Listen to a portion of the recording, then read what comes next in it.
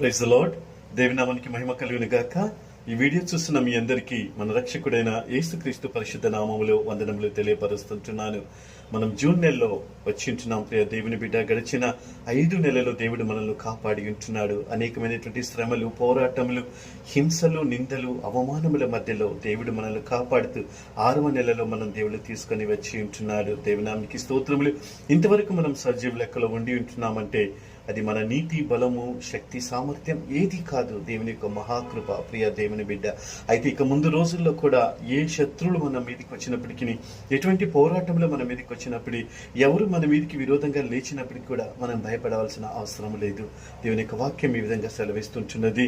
ద్వితీయోపదేశకాండం 28వ అధ్యాయం 7వ వాక్యములో మనం చూసినట్లయితే, నీ మీద పడు నీ శత్రువులను యెహోవా నీ ఎదుట హతమగినట్లు చేయును. వారొక త్రోవన నీ మీదకి బయలుదేరి వచ్చి 7 త్రోవల నీ ఎదుట నుండి పారిపోదురు. ఆమేన్.